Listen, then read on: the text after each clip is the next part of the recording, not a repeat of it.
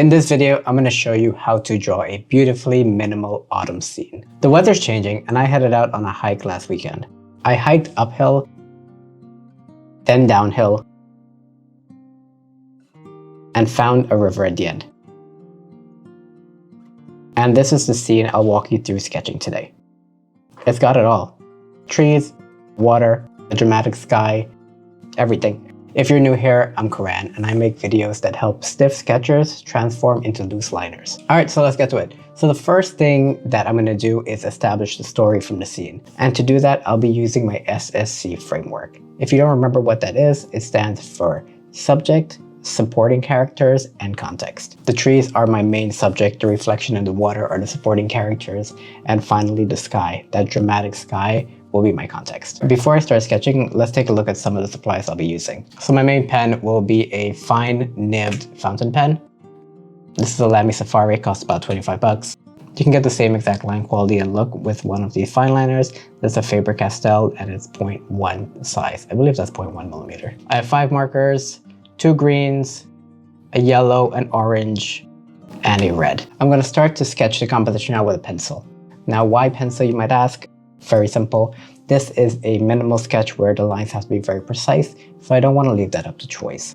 Now that I have my pencil sketch done, it's super easy to apply the ink and just sketch straight into it. So the first thing I'll do is start with color. The important thing to remember for alcohol markers is that you want to start from light and go to dark. It's the same exact way as you would approach watercolors. I'm going to start with the yellow since there's not that many in the composition.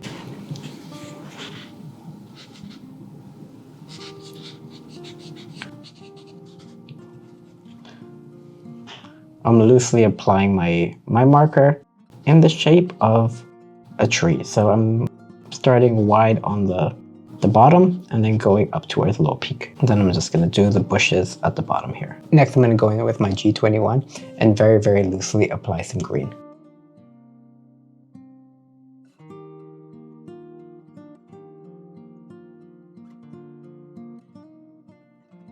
Now, when I said loosely, I really meant it.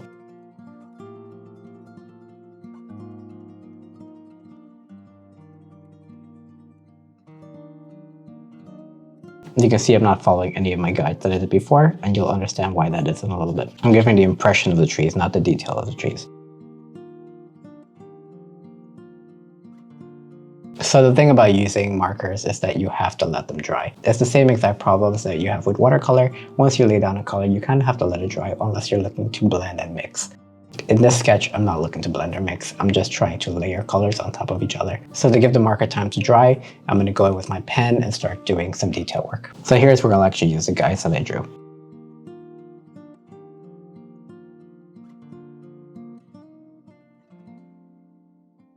And very lightly and very carefully, I'm going to draw the trees in the foreground. And remember, you're giving impressions of trees, so you're not drawing everything exactly the way it looks. Don't get bogged down in the details or even where you laid down color before. You can see how my line quality gets lighter as I go back in space.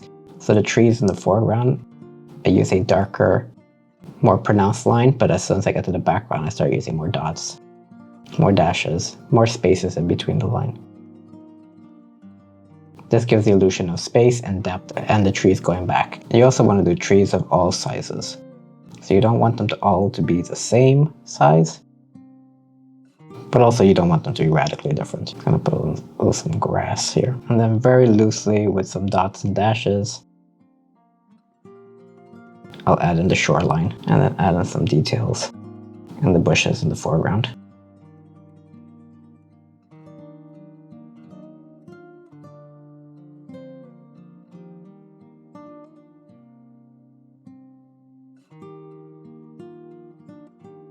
Remember, your pencil work is just guides. So that looks pretty good to me.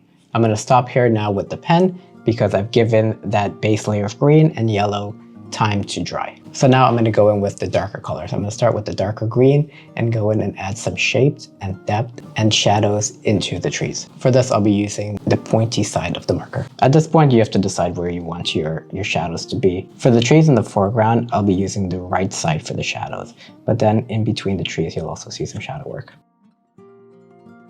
And then this is just dots.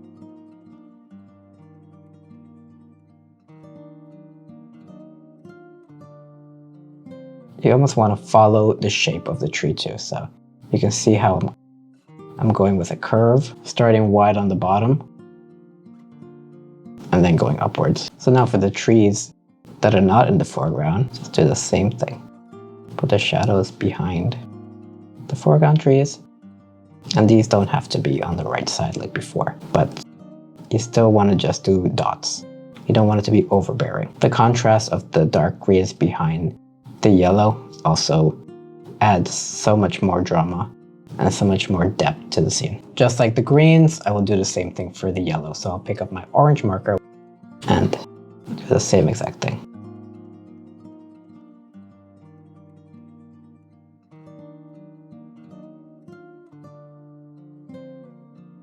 This one will be less pronounced, but once it dries, you'll be able to see it more.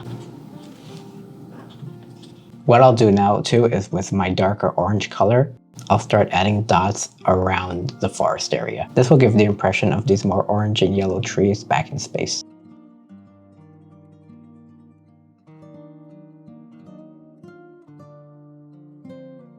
You can even bring them in the foreground. I'll go in and also do the same with my light green.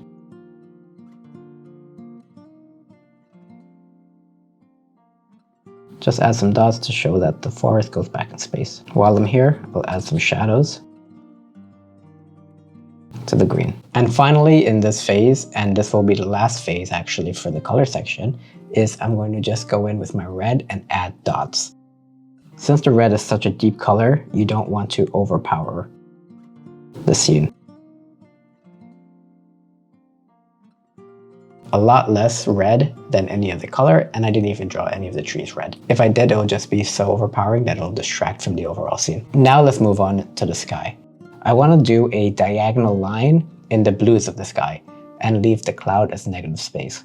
Now what does that mean is that there will be no detail at all in the clouds, and my line work will just give the impression of the blue sky. So if you look at the skies, you can see that they're going from left to right at a downward 45-degree angle, so that's the exact same angle I will be using for the skies. I'll start from the bottom left here and work my way to the top right here. Whenever I get to one of the clouds that I drew, I'm just going to stop drawing. So just follow along.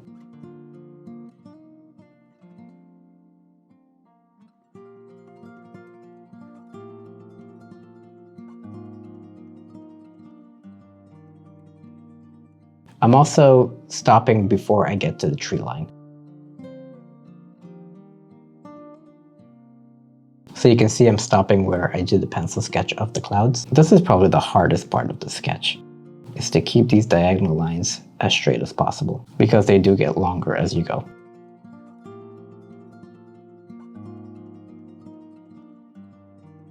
Make sure you use the frame that you drew before, so you know exactly where to begin. And I'm trying my very best to keep the angles the same and the distance in between the lines the same. I'm not doing a perfect job of it, but the more you do this, the better you'll get.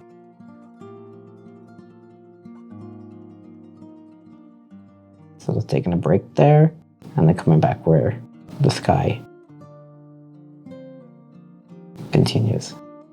This one will be a little tricky, so we're just taking little breaks in between the cloud break, and then returning where the sky.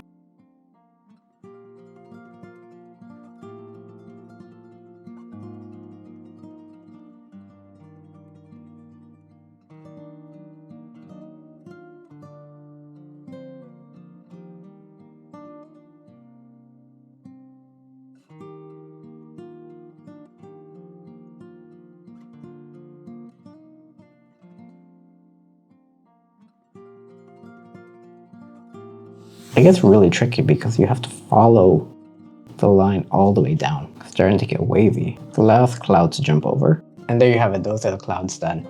I did waver a little bit when it came over here. It got a little squiggly over here.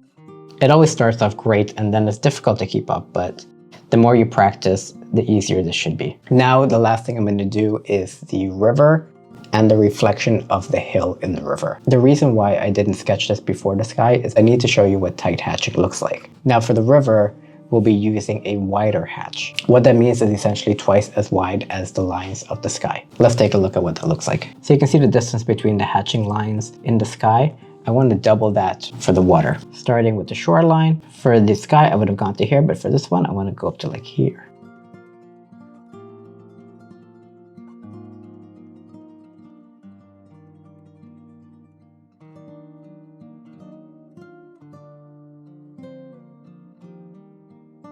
This is water, so my lines are going to be a lot more fluid than they were in the sky. It's also so much simpler to draw lines going from left to right, horizontal lines, rather than diagonal, because I can use my whole arm to make the line, rather than my wrist. You can see I'm just drawing a little bit at a time. I'm not attempting to go all the way across without moving my arm. I also want to keep this as consistent as possible.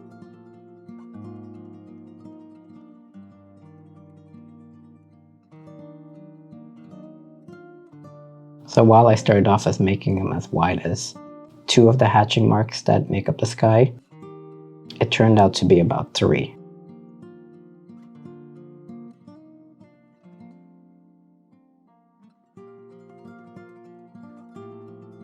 So now for the reflection, what I want to do is to fill in the space. I'm just going to go in and hatch from where the reflection starts to where it ends, and it'll probably be 1 to 2 lines in between each one of these lines. I'm getting to the point now where I'm doing 2 lines in between every one of the river line.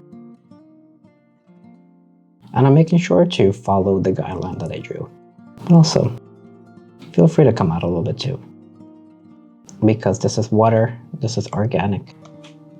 And there you have it. That is your scene. I'm gonna wait about 10 or so minutes, then I'm gonna erase the lines and show you what that looks like. So this is what the sketch looks like after I erase the lines. It's minimalistic, it's dynamic. The tension between the diagonal lines and the horizontal lines adds to the story. The black and white versus the color adds to the story. All in all, I think it does a great job of representing the scene that I took this photo at. If you find this type of sketching beautiful, but also kind of difficult to the point that you don't even want to try, then check out this playlist here, where I talk about what it takes to have a pro artist mindset. Otherwise, watch this video to learn how to draw this camper van scene from California.